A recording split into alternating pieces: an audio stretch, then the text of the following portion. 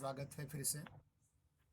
BA द्वितीय वर्ष चतुर्थ सत्र हिंदी ऐच्छिक प्रश्न पत्र क्रमांक 8 में आपका फिर से स्वागत है। जो मैं हर रोज तासिकाएं ले रहा हूं उसकी यूट्यूब लिंक बनाई जा रही है। कल कोई नहीं आया इसलिए बन नहीं पाई। आप उसे देख रहे हैं ना धनश्री जी? हाँ, आप देख रही हूँ। हाँ, इस हाँ, इस हाँ, प्रकार से रिस्पॉन्ड करते रहेंगे तो ठीक रहेगा। ठीक है।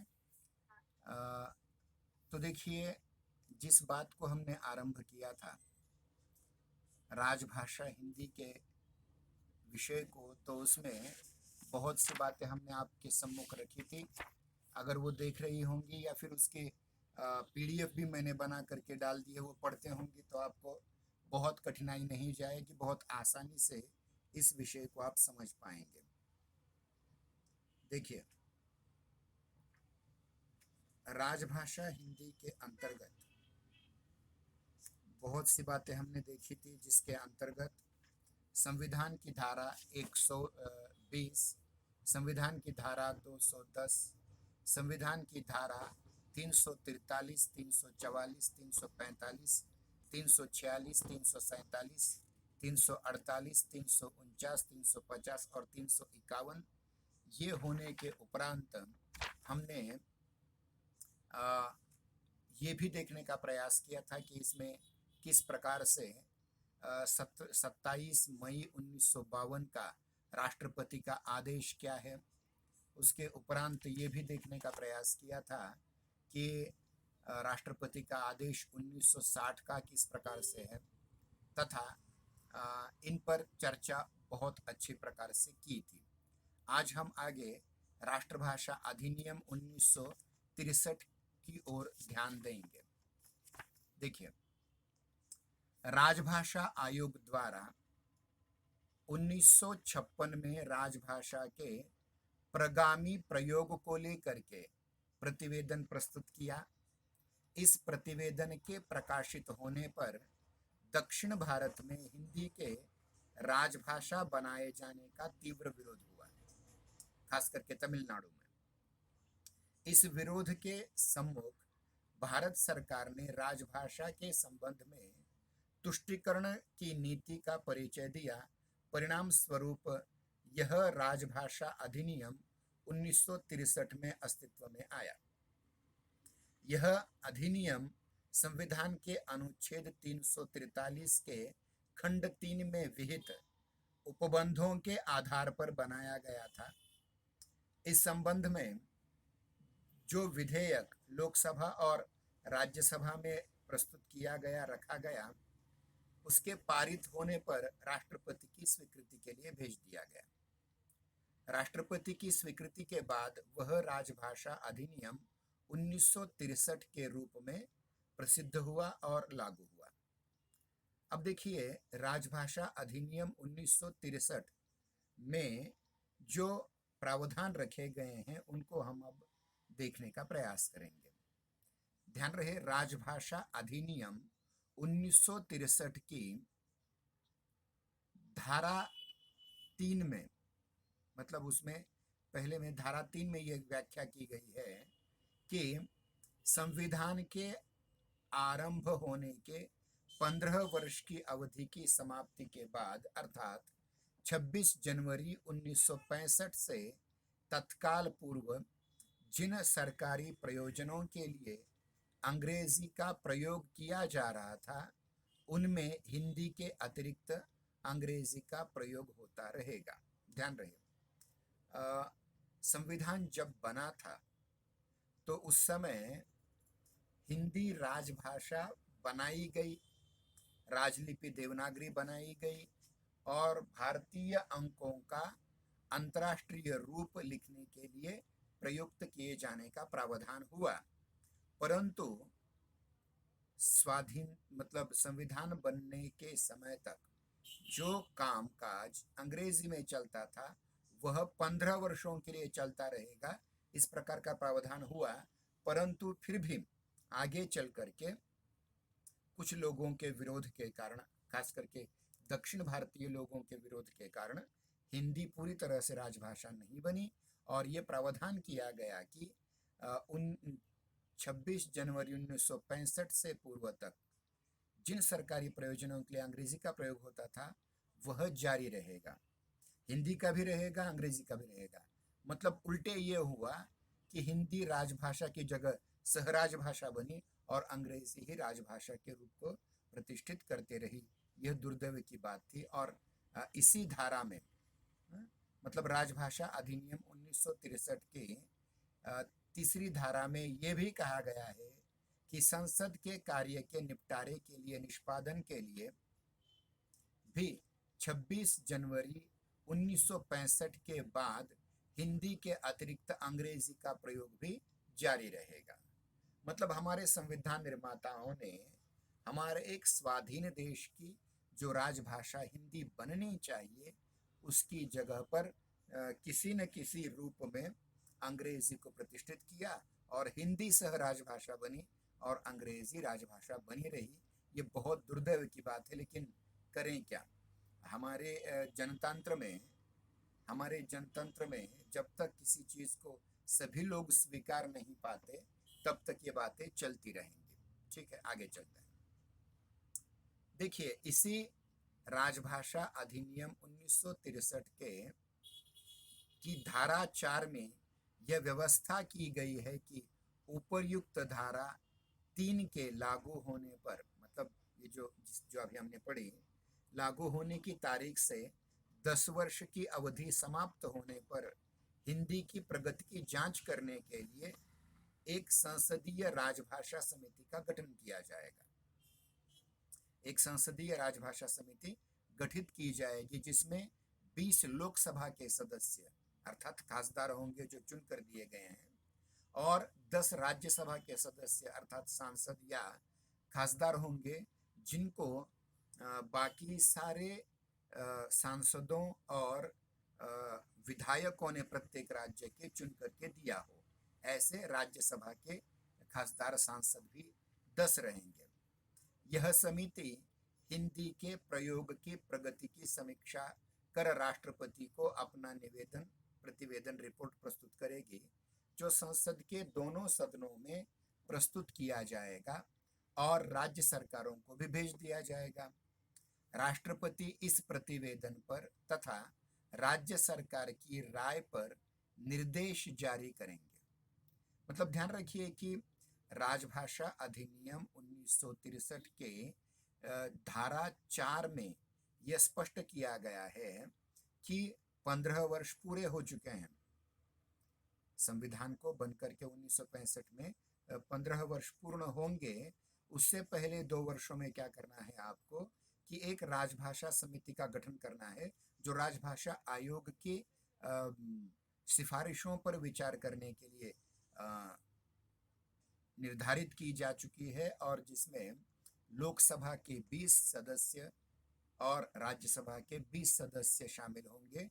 वो इस राजभाषा आयोग की सिफारिशों पर विचार करके राष्ट्रपति को एक प्रतिवेदन प्रस्तुत करेंगे, एक निवेदन प्रस्तुत करेंगे और जिस पर विचार करने के बाद राष्ट्रपति सरकारी मतलब केंद्र सरकार और राज्य सरकारों को अपना आदेश जारी करेंगे। इस प्रकार से यह कहा गया है।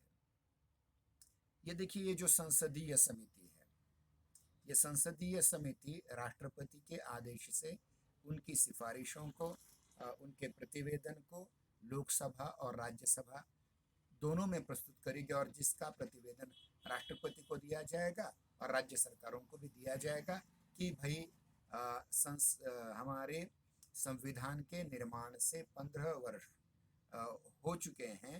हो रहे हैं और हमें राजभाषा की नीति पर पुनः विचार करना पड़ेगा और इस विचार में सबसे महत्वपूर्ण चीज है कि इन 15 वर्षों ने राजभाषा के रूप में हिंदी ने कितनी प्रगति कर ली है, कितना विकास कर लिया है राजभाषा के रूप में, और सबसे महत्वपूर्ण क्या ये अंग्रेजी की पर्यायी राजभाषा के रूप में प्रयुक्त हो सकती है। इस पर उन्हें विचार करना चाहिए था। अब देखिए, इसी राजभाषा अधिनियम 1963 की धारा 5 खंड 1 में यह व्यवस्था की गई है कि सरकारी राजपत्र में, जिसको अंग्रेजी में एक शब्द देखिए, गजेट, गैजेट, गजेट, गजेट में राष्ट्रपति के अधीन प्रकाशित किसी भी केंद्र अधिनियम, आदेश, नियम आदि का हिंदी अनुवाद उसकी हिंदी में प्राधिकृत पाठ माना जाएगा। क्या कहा गया है यहाँ देखिए कि किसी भी भारत के केंद्र सरकार द्वारा जो राजपत्र प्रकाशित होता है, उस राजपत्र में, या फिर राज्य सरकारों द्वारा जो राजपत्र प्रकाशित होता है, उसमें राष्ट्रपति के शक्ति के अधीन, राष्ट्रपति के पावर के अधीन रहते हुए जो प्रकाशित है, कोई भी अधिनियम केंद्र का प्रकाशित है या आदेश या नियम प्रकाशित है, तो उसका हिंदी अनुवाद भी प्राधिकृत पाठ माना जाएगा। मतलब राजपत्र अंग्रेजी में भी निकलता था, हिंदी में भी निकलता था, तो उसका हिंदी अनुवाद प्राधिकृत माना जाएगा, अधिकृत माना जाएगा।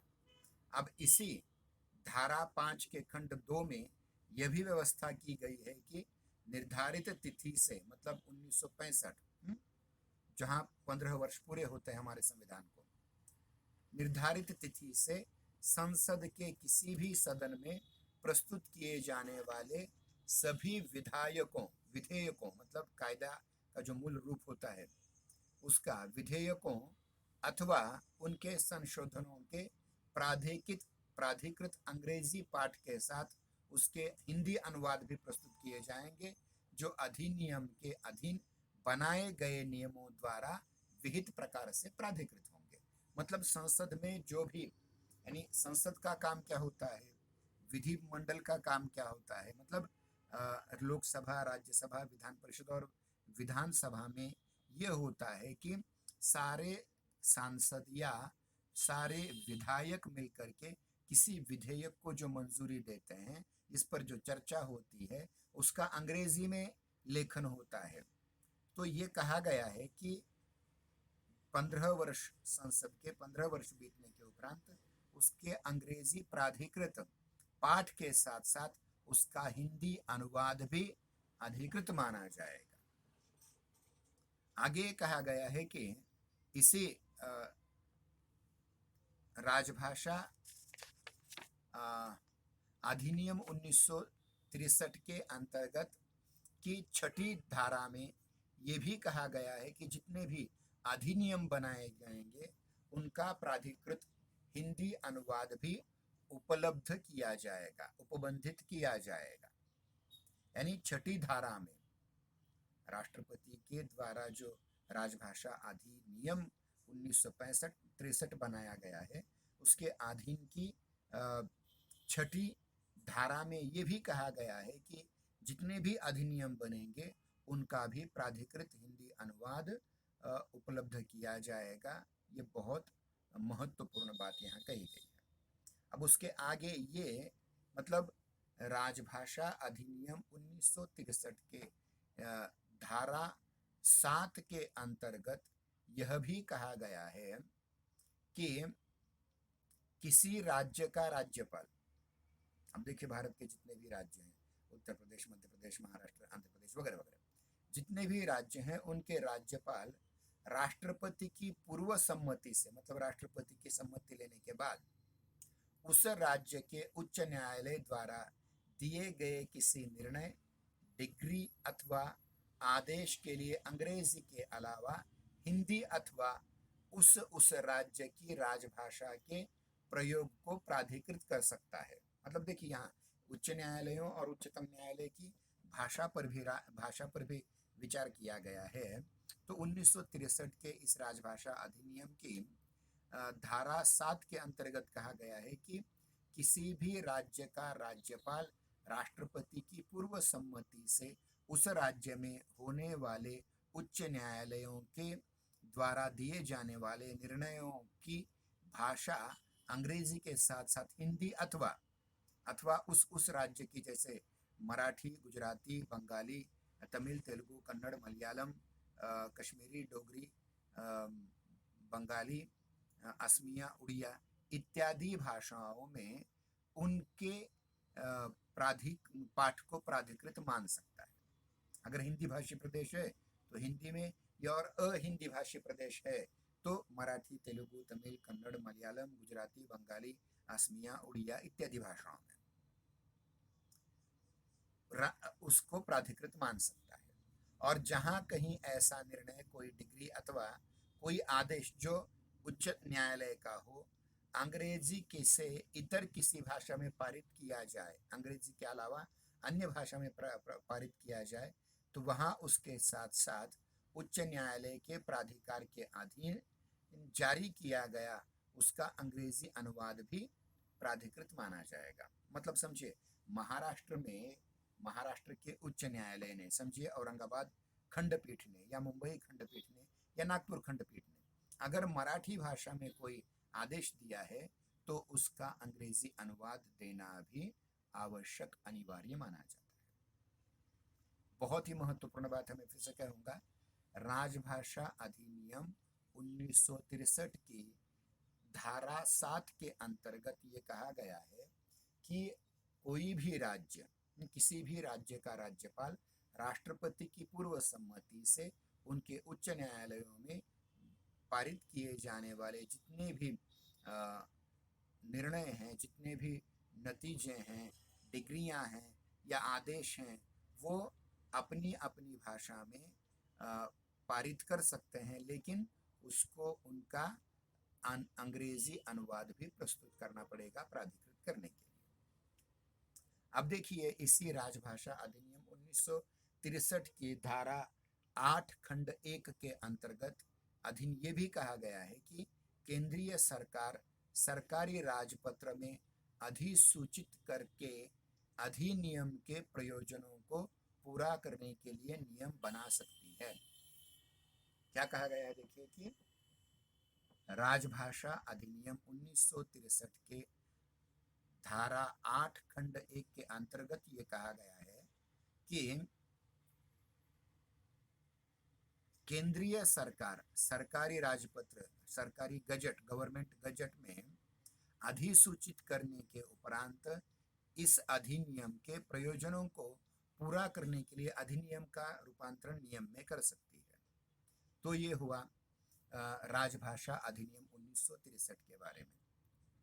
अब ये सब आपको बार बार पढ़ना पड़ेगा, जो पीडीएफ मैंने भेजी है और जो मैंने ये वीडियो लिंक बना रहा हूँ, यूट्यूब लिंक बना रहा हूँ, उसको बार बार सुनना पड़ेगा, समझना पड़ेगा।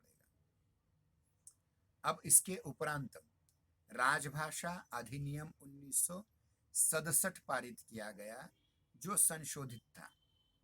मतलब 1963 में जो अधिनियम किया गया, 4 वर्ष उसकी कार्रवाई हुई और उस कार्रवाई के बाद इसमें कुछ कमियां उन्हें नजर आई और इसको इन्होंने संशोधित रूप में प्रस्तुत किया, जो 1967 में प्रस्तुत किया। क्योंकि 1965 में समिति बना करके उस पर जो विचार किया गया, वो सारी चीजें यथा संशोधित रूप से यहाँ हमारे सामने ये प्रस्तुत की जा रही हैं। इसको लेकर के आज हम अपनी तासिका को पूरा करेंगे। राजभाषा अधिनियम 1967 जो 1963 का संशोधित रूप है। राजभाषा अधिनियम 1963 में यह व्यवस्था की गई थी कि नियत 15 वर्षों के बाद भी सरकारी प्रयोजनों के लिए हिंदी के साथ साथ अंग्रेजी का भी प्रयोग जारी रहेगा सहराजभाषा के रूप में। लेकिन इससे भी हिंदी विरोधियों की तुष्टि नहीं हुई, संतुष्टि नहीं हो पाई। इसीलिए देश में द्विभाषी व्यवस्था को अनिश्चित कालावधि तक के लिए बनाए रखने की व्यवस्था निर्माण हुई। मतलब हिंदी जो हमारे संविधान में राजभाषा के रूप में स्वीकृत की गई और 15 वर्षों तक उसे राजभाषा बनने में जो अड़चनें आ रही हैं, उन अड़चनों को पूरा करने का प्रयास किया गया, परंतु साथ ही ये भी सुनिश्चित किया गया कि भारत की राजभाषा अकेली हिंदी नहीं होगी, साथ साथ अंग्रेजी भी अनिश्चित काल तक के लिए होगी। ये हिंदी का पद पद पर जो अपमान हमारे राजनेताओं ने किया है, क्योंकि वे हिंदी विरोधियों को तुष्ट करना चाहते थे, संतुष्ट करना चाहते थे, लेकिन जो लोग संतुष्ट नहीं होना यह स्वीकार कर चुके हैं, उनके लिए कितना भी दे दे वो संतुष्ट होने से तो रहे। मतलब संसद के द्वारा संविधान के द्वारा संविधान लागू होने के 15 वर्ष के उपरांत के भाग में भी, मतलब 15 वर्ष के बाद भी अनिश्चित काल तक के लिए अंग्रेजी हमारी राजभाषा हिंदी के साथ साथ बनी रहेगी, इस प्रकार की मूर्खता युक्त बात पारित की गई। और ये द्विभाषी मतलब हिंदी और अंग्रेजी साथ साथ, इतना ही नहीं, राज्यों में राज्य की राजभाषाओं के साथ साथ अंग्रेजी की ये द्विभाषा नीति अनिश्चित कालावधि तक बढ़ाने की व्यवस्था पड़ गई और 6 दिसंबर 1967 में एक संशोधित विधेयक पारित किया गया। 8 जनवरी 1968 को राष्ट्रपति द्वारा स्वीकार किए जाने पर इसे राजभाषा अधिनियम, संशोधित अधिनियम 1967 के रूप में जारी किया गया। मैं फिर से कह रहा हूं, देखिए कि हमारे संविधान निर्माताओं ने ये सुनिश्चित किया था कि संविधान के लागू होने के 15 वर्ष में अंग्रेजी राजभाषा रहेगी और उसके बाद हिंदी ही राजभाषा बनी रहेगी, किंतु विरोध होने के कारण 15 वर्षों के उपरांत भी अंग्रेजी ही राजभाषा बनी रही और साथ में हिंदी भी। इस अधिनियम में राजभाषा अधिनियम 1963 की धारा 3 में इस प्रकार का संशोधन किया गया। कौन सा संशोधन किया गया? देखिए, धारा 3 में खंड 1 में यह कहा गया कि संविधान के प्रारंभ से 15 वर्ष की कालावधि समाप्त हो जाने पर भी हिंदी के अतिरिक्त अंग्रेजी भाषा नियत दिन से संघ के उन सभी सरकारी प्रयोजनों के लिए जिनके लिए वह उस दिन से पूर्व प्रयोग में लाई जाती थी तथा संसद के कामकाज के व्यवहार के लिए अंग्रेजी ही राजभाषा बनी रहेगी। हिंदी तो बनी रहेगी लेकिन हिंदी के साथ साथ अंग्रेजी भी बनी रहेगी, इस प्रकार का एक प्रावधान उसमें जोड़ दिया गया। आगे ये कहा गया है कि इस धारा 3 की उपधारा 2 में यह किसी बात के होते हुए भी जहां पत्रादि के प्रयोजनों के लिए हिंदी या अंग्रेजी भाषा, पत्र लिखने के लिए हिंदी या अंग्रेजी राजभाषा, चाहे वो केंद्रीय सरकार के एक मंत्रालय या एक विभाग या एक कार्यालय के बीच हो, उसको भी अंग्रेजी लागू होगी।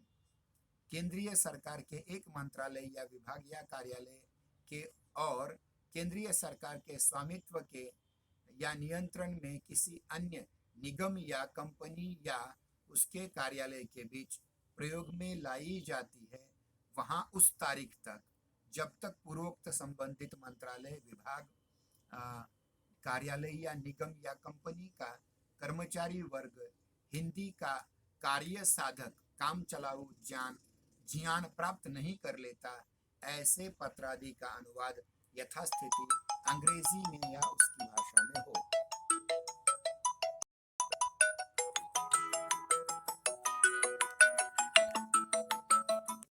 हाँ,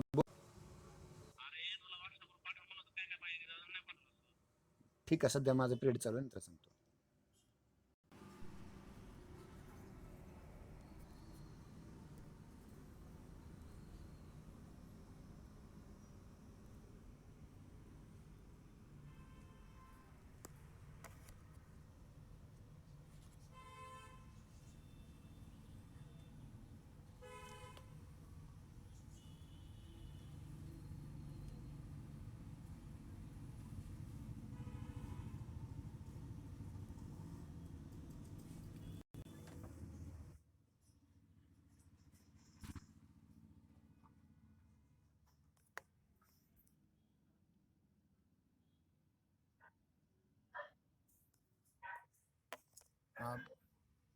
बीच में एक फोन आया था इसलिए थोड़ा बाहर जाना पड़ा।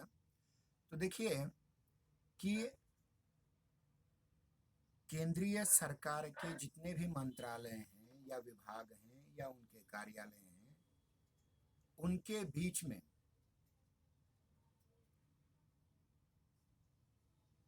उनके बीच में जो व्यवहार हो रहा है वह व्यवहार भी अंग्रेजी में ही जारी रहेगा, इस प्रकार की बात कही। और जितने भी पत्र हैं उन सभी पत्रों को हिंदी के साथ साथ अंग्रेजी में और अंग्रेजी के साथ साथ हिंदी में, मतलब अंग्रेजी और हिंदी ये दोनों समांतर राजभाषाएं हमारे संविधान में बनाई गई। एक प्रकार से इस प्रकार से यहाँ बात कही गई है, मतलब अंग्रेजी में अगर कोई पत्र आता है तो उसका हिंदी अनुवाद जोड़ना अनिवार्य है, अगर हिंदी में कोई पत्र आता है तो उसका अंग्रेजी अनुवाद जोड़ना अनिवार्य होता है। उसी प्रकार से राज्य सरकार के स्तर पर भी अंग्रेजी में अगर कोई पत्र निकलता है तो उस राज्य की राजभाषा जैसे मराठी, और जैसे मराठी में अगर कोई पत्र निकलता है तो उसका अंग्रेजी अनुवाद यह अनिवार्य कर दिया गया। अब देखिए, उपधारा 1 के अंतर्गत किसी बात के होते हुए भी अंग्रेजी और हिंदी भाषा दोनों ही प्रयुक्त होते रहेंगे। मतलब संसद के जितने भी संकल्प होंगे, साधारण आदेश होंगे, नियम होंगे, अधिसूचनाएं होंगी, प्रशासकीय या अन्य प्रतिवेदन की विज्ञप्तियां होंगी, उन सब के लिए हिंदी और अंग्रेजी दोनों का प्रयोग होता रहेगा। संसद के किसी सदन, मतलब लोकसभा और राज्यसभा, या दोनों सदनों लोकसभा और राज्यसभा दोनों के समक्ष रखे जाने वाले जितने भी प्रशासकीय या अन्य प्रतिवेदन होंगे और राजकीय कागज पत्र होंगे, उनके लिए हिंदी के साथ साथ अंग्रेजी भी चलती रहेगी, अंग्रेजी के साथ साथ हिंदी भी चलती रहेगी। केंद्रीय सरकार या उसके किसी मंत्रालय, विभाग या कार्यालय द्वारा निर्धारित जितनी भी संविधाएं हैं, जितने भी करार हैं, जितनी भी अनुज्ञप्तियां हैं, अनुज्ञा पत्र हैं, सूचना है, निविदा पत्र हैं, उन सब के लिए हिंदी के साथ साथ अंग्रेजी, अंग्रेजी के साथ साथ हिंदी, दोनों सह राजभाषाएं चलती रहेंगी। इतना ही नहीं, वे आगे जाकर कहते हैं कि धारा 3 की उपधारा 1, 2 या 3 के उपबंधों पर प्रतिकूल प्रभाव डाले बिना सरकार ऐसे नियम बना सकेगी जो मुख्यतः यह सुनिश्चित करेंगे कि व्यक्ति संघ के कार्यकलापों के संबंध में सेवा कर रहे हैं और जो या तो हिंदी या अंग्रेजी भाषा में प्रवीण हैं, वे प्रभावी रूप से अपना कार्य कर सकें, और यह केवल इस आधार पर कि वे दोनों भाषाओं में प्रवीण नहीं हैं, उनका कोई अहित नहीं होगा। ध्यान रखिए, यहाँ एक महत्वपूर्ण बात ये कही गई है कि इस संशोधित राजभाषा अधिनियम 1967 के धारा 3 के सारी उपधाराएं, पहली, दूसरी, तीसरी उपधाराओं के अंतर्गत ये सुनिश्चित करना पड़ेगा कि जो व्यक्ति, मतलब संसद में काम करने वाला कोई क्लर्क कोई हो, वो अंग्रेजी और हिंदी दोनों भाषाओं में दोनों भाषाओं का उसे काम चलाऊ ज्ञान होना चाहिए। परंतु अगर वह किसी एक भाषा में प्रवीण है तो उसको दूसरी भाषा का भी ज्ञान होना अनिवार्य है। और अगर कोई एक व्यक्ति, मतलब दोनों में उसे प्रवीण होना चाहिए, ये तथ्य है। अगर समझिए कोई अंग्रेजी जानने वाले को हिंदी ठीक ढंग से नहीं आती और हिंदी जानने वाले को अंग्रेजी ठीक ढंग से नहीं आती, तो उनका अहित नहीं होगा, इस बात का भी ख्याल रखा जाएगा। और आगे चलकर यह भी कहा गया है कि धारा 3 की उपधारा 1 के खंड क के उपबंध और उपधारा 2, उपधारा 3, उपधारा 4 के उपबंध तब तक बने रहेंगे जब तक अंग्रेजी भाषा का प्रयोग समाप्त करने के लिए ऐसे सभी राज्यों के विधान मंडलों अर्थात विधानसभा और विधान परिषदों द्वारा जिन्होंने हिंदी को अपनी राजभाषा के रूप में अपनाया नहीं है, संकल्प पारित नहीं कर दिए हैं, और जब तक इन संकल्पों पर विचार कर लेने के बाद ऐसी समाप्ति के लिए संसद के दोनों सदनों द्वारा संकल्प पारित नहीं किया जाता, तब तक अंग्रेजी और हिंदी दोनों समांतर राजभाषाएं बनी रहेंगी। अब ये कब तक बनेगा? मतलब समझिए, अहिंदी भाषी राज्य है कोई, जैसे केरल है, जैसे तमिलनाडु है, जैसे कर्नाटक है, जैसे आंध्र प्रदेश है, जैसे तेलंगाना है, महाराष्ट्र है, गुजरात है, बंगाल, पश्चिम बंगाल है, उड़ीसा है, आसाम है, कश्मीर है, तो ये जो अहिंदी भाषी प्रदेश हैं, इनकी जो राज्य सरकारें हैं, उन्होंने पहले हिंदी को स्वीकार करना पड़ेगा, फिर संसद उसे स्वीकार करेगी। तो इस प्रकार से यह एक ऐसी समस्या बना दी गई है राजभाषा की, जिसका आज तक तो कोई समाधान हमें प्राप्त नहीं हुआ। और अब तक इस समय तक, इस क्षण तक तो पूरी तरह से अंग्रेजी हिंदी पर हावी हो चुकी है, और बिना अंग्रेजी के कोई राजनीतिक काम नहीं हो सकता, कोई संसदीय गतिविधि नहीं हो सकती। ये तो हमने स्वीकार कर लिया है, और इसके लिए चाहिए बहुत बड़ी इच्छा शक्ति, राजकीय इच्छा शक्ति, पॉलिटिकल विल चाहिए। और ये हमारे चुने हुए राजनेता करेंगे, इस बात पर हमारा विश्वास नहीं है इस समय। इसलिए ये जानना भी जरूरी है कि इनकी राजकीय इच्छा शक्ति क्या है। क्या ये सचमुच हिंदी को राजभाषा बनाना चाहते हैं, या फिर अंग्रेजी का ही साथ लेना चाहते हैं, या अभी भी इनकी मानसिक गुलामी अंग्रेजी के प्रति है। अंग्रेजों ने 200-250 वर्ष राज किया, और लगभग 70-72 वर्ष हमारे संविधान सम्मत होकर के हो चुके हैं, तो ये भी उसमें शामिल हो गए हैं। और अनिश्चित काल तक के लिए अंग्रेजी हमारी सह राजभाषा बनी रहेगी, ये हमने स्वीकार कर लिया है। इतना मान करके ये चल रहे हैं सारे लोग, ये स्पष्ट हो जाता है। तो आज का समय हमारा यहाँ समाप्त हो रहा है। कल की तासिका में अवश्य हाजिर रहिएगा, और ये जो YouTube लिंक बना दी जाएगी थोड़ी देर के बाद, उसको भी देखिएगा, क्योंकि एक बार सुनने पर शायद बात समझ में न आए, तो इसको बार बार सुनिए। और जो PDF आपको दी गई हैं इसकी, उसको बार बार पढ़ते रहिए, तो आपको इस बात का ज्ञान होता जाएगा कि क्या क्या किस प्रकार से हम ये कर सकते हैं, और किस प्रकार से ये हो सकता है। ठीक है। और पाठ्यक्रम जटिल जो है भाषा के तौर पर का, उसको कैसे हम आसान बना सकते हैं। ध्यान रखिए, साहित्य पढ़ने में हम रुचि लेकर के पढ़ते हैं तो आसान लगता है, लेकिन भाषा का जब कोई विषय आ जाता है तो हमें थोड़ा कठिन लगता है। लेकिन जहाँ तक संबंध है हमारा, हम अगर कठिन विषय को भी थोड़ी देर बाद बार बार पुनः पुनः पढ़ते रहेंगे, तो वो भी आसान बन जाएगा। इसमें कोई कठिनाई नहीं। तब तक के लिए धन्यवाद। कल फिर मिलेंगे, तब तक के लिए जय हिंद।